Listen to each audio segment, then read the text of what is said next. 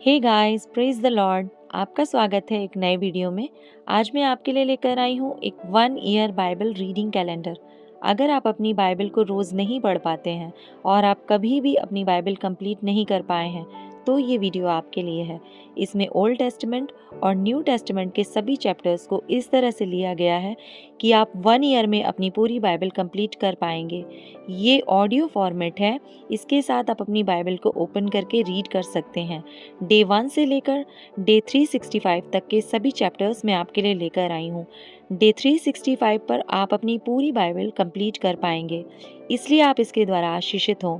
और अगर आपको ये वीडियो पसंद आती है तो आप अपने फैमिली और फ्रेंड्स से शेयर करें, और अगर आप चाहें तो आप सब्सक्राइब, लाइक और कमेंट भी कर सकते हैं। So praise the lord, shalom to everyone. Let's get started.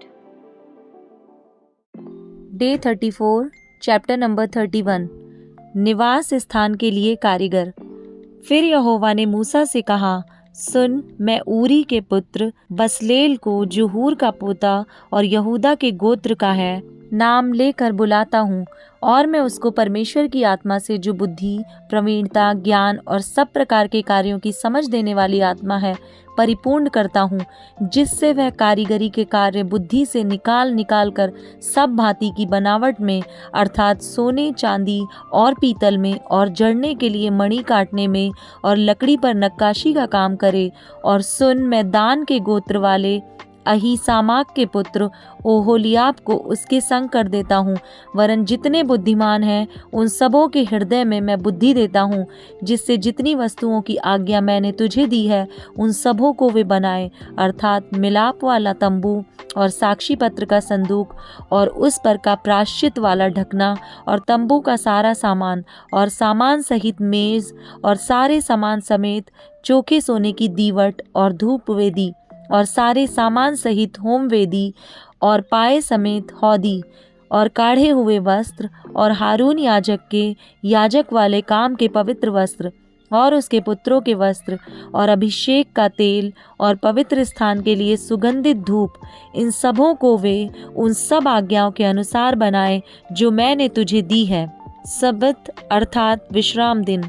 फिर यहोवा ने मूसा से कहा, तू इज़राइलियों से यह भी कहना, निश्चय तुम मेरे विश्राम दिनों को मानना, क्योंकि तुम्हारी पीढ़ी पीढ़ी में मेरे और तुम लोगों के बीच यह एक चिन्ह ठहरा है, जिससे तुम यह बात जान रखो कि यहोवा हमारा पवित्र करने हारा है। इस कारण तुम विश्राम दिन को मानना, क्योंकि वह तुम्हारे लिए पवित्र ठहरा है। जो उसको अपवित्र करे वह निश्चय मार डाला जाए। जो कोई उस दिन में कुछ काम काज करे वह प्राणी अपने लोगों के बीच में से नष्ट किया जाए। 6 दिन तो काम काज किया जाए, पर 7वां दिन परम विश्राम का दिन और यहोवा के लिए पवित्र है। इसलिए जो कोई विश्राम के दिन में कुछ काम काज करे वह निश्चय मार डाला जाए। इसलिए इज़राइली विश्राम दिन को माना करें, वरन पीढ़ी पीढ़ी में उसको सदा की वाचा का विषय जानकर माना करें। वह मेरे और इज़राइलियों के बीच सदा का एक चिन्ह रहेगा, क्योंकि 6 दिन में यहोवा ने आकाश और पृथ्वी को बनाया और 7वें दिन विश्राम करके अपना जी ठंडा किया।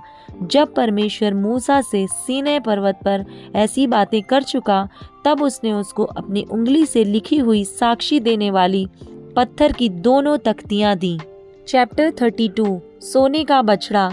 जब लोगों ने देखा कि मूसा को पर्वत से उतरने में विलंब हो रहा है, तब वे हारून के पास इकट्ठे होकर कहने लगे, अब हमारे लिए देवता बना जो हमारे आगे आगे चले, क्योंकि उस पुरुष मूसा को जो हमें मिस्र देश से निकाल ले आया है हम नहीं जानते कि क्या हुआ।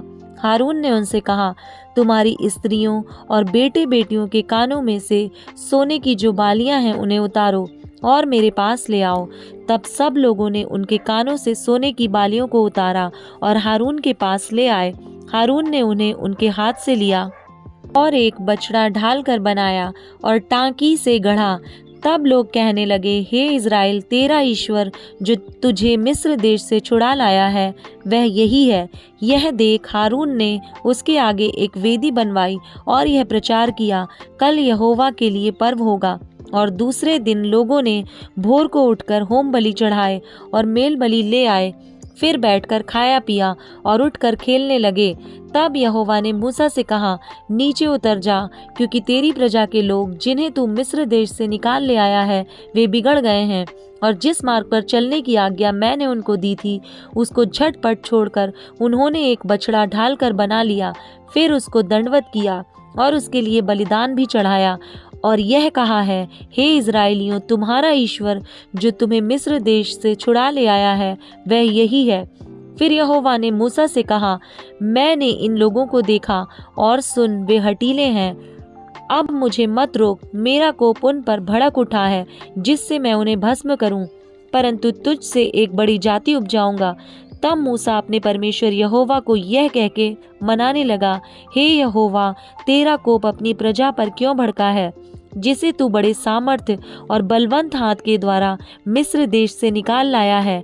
मिस्री लोग यह क्यों कहने पाए, वह उनको बुरे अभिप्राय से अर्थात पहाड़ों में घात करके धरती पर से मिटा डालने की मनसा से निकाल ले आया। तू अपने भड़के हुए कोप को शांत कर और अपनी प्रजा को ऐसी हानि पहुंचाने से फिर जा। अपने दास अब्राहम, इसहाक और याकूब को स्मरण कर, जिनसे तूने अपनी ही शपथ खाकर यह कहा था, मैं तुम्हारे वंश को आकाश के तारों के तुल्य बहुत करूंगा, और यह सारा देश जिसकी मैंने चर्चा की है तुम्हारे वंश को दूंगा कि वे उसके अधिकारी सदैव बने रहें। तब यहोवा अपनी प्रजा की हानि करने से जो उसने कहा था पछताया। तब मूसा मुड़कर साक्षी की दोनों तख्तियों को हाथ में लिए हुए पहाड़ से उतर गया। उन तख्तियों के इधर और उधर दोनों ओर लिखा हुआ था, और वे तख्तियां परमेश्वर की बनाई हुई थी, और उन पर जो खोद कर लिखा हुआ था वह परमेश्वर का लिखा हुआ था। जब यहोशू को लोगों के कोलाहल का शब्द सुनाई पड़ा, तब उसने मूसा से कहा, छावनी से लड़ाई का सा शब्द सुनाई देता है। उसने कहा, यह जो शब्द है वह ना तो जीतने वालों का है और न हारने वालों का है, मुझे तो गाने का शब्द सुनाई पड़ता है। छावनी के पास आते ही मूसा को वह बछड़ा और नाचना दिखाई पड़ा। तब मूसा का कोप भड़क उठा और उसने तख्तियों को अपने हाथों से पर्वत के नीचे पटक कर तोड़ डाला। तब उसने उनके बनाए हुए बछड़े को लेकर आग में डाल के फूंक दिया और पीसकर चूर चूर कर डाला और जल के ऊपर फेंक दिया और इज़राइलियों को उसे पिलवा दिया। तब मूसा हारून से कहने लगा, इन लोगों ने तेरे साथ क्या किया कि तूने उनको इतने बड़े पाप में फंसाया? हारून ने उत्तर दिया, मेरे प्रभु का कोप ना भड़के, तू तो इन लोगों को जानता ही है कि ये बुराई में मन लगाए रहते हैं। और उन्होंने मुझसे कहा, हमारे लिए देवता बनवा जो हमारे आगे आगे चले, क्योंकि उस पुरुष मूसा को जो हमें मिस्र देश से छुड़ा लाया है हम नहीं जानते कि क्या हुआ। तब मैंने उनसे कहा, जिस जिसके पास सोने के गहने हों वे उनको उतार लाएं, और जब उन्होंने मुझको वह दिया मैंने उन्हें आग में डाल दिया। तब यह बछड़ा निकल पड़ा। हारून ने उन लोगों को ऐसा निरंकुश कर दिया था कि वे अपने विरोधियों के बीच उपहास के योग्य हो गए। उनको निरंकुश देखकर मूसा ने छावनी के निकास पर खड़े होकर कहा, जो कोई यहोवा की ओर का है वह मेरे पास आए। तब सारे लेवीय उसके पास इकट्ठे हुए। उसने उनसे कहा, इज़राइल का परमेश्वर यहोवा यूं कहता है कि अपनी अपनी जांघ पर तलवार लटकाकर छावनी के एक निकास से दूसरे निकास तक घूम घूम कर अपने अपने भाइयों, संगियों और पड़ोसियों को घात करो। मूसा के इस वचन के अनुसार लेवियों ने किया, और उस दिन 3000 के लगभग लोग मारे गए। फिर मूसा ने कहा, आज के दिन यहोवा के लिए अपना याजक पद का संस्कार करो, वरन अपने अपने बेटों और भाइयों के भी विरुद्ध होकर ऐसा करो जिससे वह आज तुमको आशीष दे। दूसरे दिन मूसा ने लोगों से कहा, तुमने बड़ा ही पाप किया है। अब मैं यहोवा के पास चढ़ जाऊंगा, संभव है कि मैं तुम्हारे पाप का प्रायश्चित कर सकूं। तब मूसा यहोवा के पास जाकर कहने लगा, हाय हाय, उन लोगों ने सोने का देवता बनवाकर बड़ा ही पाप किया है। तो भी अब तू उनका पाप क्षमा कर, नहीं तो अपनी लिखी हुई पुस्तक में से मेरे नाम को काट दे। यहोवा ने मूसा से कहा, जिसने मेरे विरुद्ध पाप किया है उसी का नाम मैं अपनी पुस्तक में से काट दूंगा। अब तू जाकर उन लोगों को उस स्थान में ले चल जिसकी चर्चा मैंने तुझसे की थी। देख, मेरा दूत तेरे आगे आगे चलेगा, परंतु जिस दिन मैं दंड देने लगूंगा उस दिन उनको इस पाप का भी दंड दूंगा। अतः यहोवा ने उन लोगों पर विपत्ति डाली, क्योंकि हारून के बनाए हुए बछड़े को उन्हीं ने बनवाया था। चैप्टर 33 सीनै पर्वत से प्रस्थान की आज्ञा। फिर यहोवा ने मूसा से कहा, तू उन लोगों को जिन्हें मिस्र देश से छुड़ा लाया है संग लेकर उस देश को जा, जिसके विषय मैंने अब्राहम, इसहाक और याकूब से शपथ खाकर कहा था कि मैं उसे तुम्हारे वंश को दूंगा, और मैं तेरे आगे आगे एक दूत को भेजूंगा और कनानी, एमोरी, हित्ती, परिज्जी, हिब्बी और यबूसी लोगों को बरबस निकाल दूंगा। तुम लोग उस देश को जाओ जिसमें दूध और मधु की धारा बहती है, परंतु तुम हठीले हो, इस कारण मैं तुम्हारे बीच में होके ना चलूंगा। ऐसा ना हो कि मैं मार्ग में तुम्हारा अंत कर डालूं। यह बुरा समाचार सुनकर वे लोग विलाप करने लगे, और कोई अपने गहने पहने हुए ना रहा, क्योंकि यहोवा ने मूसा से कह दिया था, इज़राइलियों को मेरा यह वचन सुना, तुम लोग तो हठीले हो। यदि मैं पल भर के लिए तुम्हारे बीच होकर चलूं तो तुम्हारा अंत कर डालूंगा। इसलिए अब अपने अपने गहने अपने अंगों से उतार दो, कि मैं जानूं कि तुम्हारे साथ क्या करना चाहिए। इसलिए इज़राइली होरेब पर्वत से लेकर आगे को अपने गहने उतारे रहे। मिलाप वाला तंबू। मूसा तंबू को छावनी से बाहर वरन दूर खड़ा कराया करता था, और उसको मिलाप वाला तंबू कहता था। और जो कोई यहोवा को ढूंढता वह उस मिलाप वाले तंबू के पास जो छावनी के बाहर था निकल जाता था। जब जब मूसा तंबू के पास जाता तब तब सब लोग उठकर अपने अपने डेरे के द्वार पर खड़े हो जाते, और जब तक मूसा उस तंबू में प्रवेश ना करता था तब तक उसकी ओर ताकते रहते थे। जब मूसा उस तंबू में प्रवेश करता था तब बादल का खंबा उस तंबू के द्वार पर ठहर जाता था, और यहोवा मूसा से बातें करने लगता था। और सब लोग जब बादल के खंबे को तंबू के द्वार पर ठहरा देखते थे तब उठकर अपने अपने डेरे के द्वार पर से दंडवत करते थे। और यहोवा मूसा से इस प्रकार आमने सामने बातें करता था, जिस प्रकार कोई अपने भाई से बातें करे। और मूसा तो छावनी में लौट जाता था, पर यहोशू नामक एक जवान जो नून का पुत्र और मूसा का सेवक था, वह तंबू में से ना निकलता था। परमेश्वर की उपस्थिति का वचन। मूसा ने यहोवा से कहा, सुन, तू मुझसे कहता है इन लोगों को ले चल, परंतु यह नहीं बताया कि तू मेरे संग किसको भेजेगा। तो अभी तूने कहा है, तेरा नाम मेरे चित्त में बसा है और तुझ पर मेरे अनुग्रह की दृष्टि है। और अब यदि मुझ पर तेरे अनुग्रह की दृष्टि हो तो मुझे अपनी गति समझा दे, जिससे जब मैं तेरा ज्ञान पाऊं तब तेरे अनुग्रह की दृष्टि मुझ पर बनी रहे। फिर यह भी ध्यान रख कि यह जाति तेरी प्रजा है। यहोवा ने कहा, मैं आप तेरे साथ चलूंगा और तुझे विश्राम दूंगा। उसने उससे कहा, यदि तू आप ना चले तो हमें यहाँ से आगे ना ले जा। यह कैसे जाना जाए कि तेरे अनुग्रह की दृष्टि मुझ पर और अपनी प्रजा पर है?